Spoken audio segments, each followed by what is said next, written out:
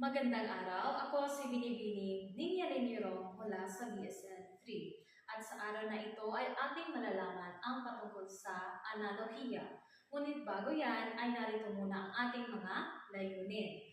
Una ay natutukoy ng mga mag-aaral ang iba't ibang uri ng analohiya tulad ng magkasing kahulugan, magkasalungat, sanhi at bunga, at gamit o tungkulin. Pangalawa, nakapagsasadula kung paano ginagamit sa pang-araw-araw na pamumuhay ang apat na uri ng analohiya.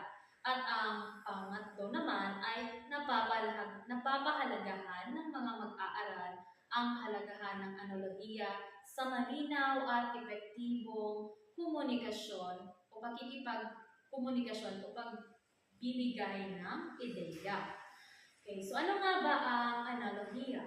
Ang analohiya, ito yung paghahambing ng iba't ibang bagay na kung saan ginagamitan o hinahanapan mo ito ng pagkakatulad upang mas madali mo ito maunawaan. So, ganoon ang analohiya. Ngayon mayroon tayong iba't ibang uri ng analohiya. At isa na riyan ay ang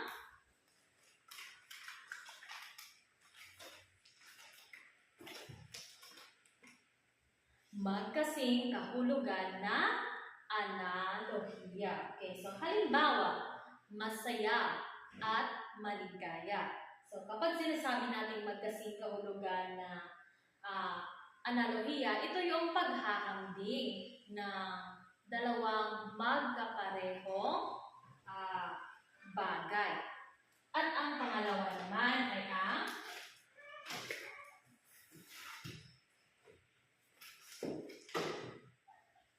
magkasalungat. Ito yung paghahambing ng dalawang mga bagay o salita na magkasalungat ang kahulugan. Okay, so mayroon tayo itong halimbawa.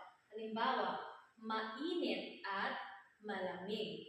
Halimbawa, masaya at malungkot. So, ganoon yung sa magkasalungat na analohiya. At ang pangatlo naman ay ang sanhi at bunga. Ipinapakita ang relasyon at ang dahilan. Halimbawa, pagsisikap at tagumpay. Okay, so halimbawa, kapag ang isang tao ay nagsusumikap, ang resulta nito ay tagumpay. Okay, so meron tayong iba pang halimbawa. Halimbawa, kapag ikaw ay matiisin, okay, ang resulta nito ay ano? Maaari ring ikaw ay magtatagumpay o makamit mo ang mga bagay na iyong ninanais. Okay, ang pang-apat naman ay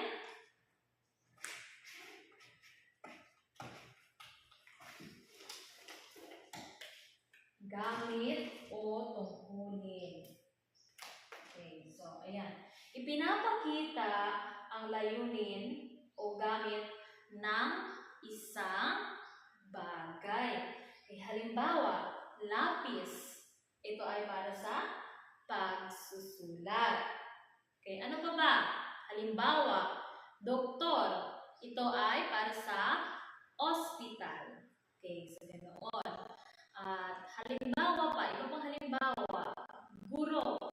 O, paano nga ba? Saan nga ba yung guro? Ito ay nasa paaralan. Okay, so ang analohiya ay isang mahalagang kasangkapan class upang malalaman natin ang relasyon o kakonektado ng isang bagay sa ibang bagay. Halimbawa na dito yung kapag ikaw ay nagsusumikap, ang magiging resulta, ikaw ay magtatagumpay. At ang analohiya, ito ay pag-intindi sa mga bagay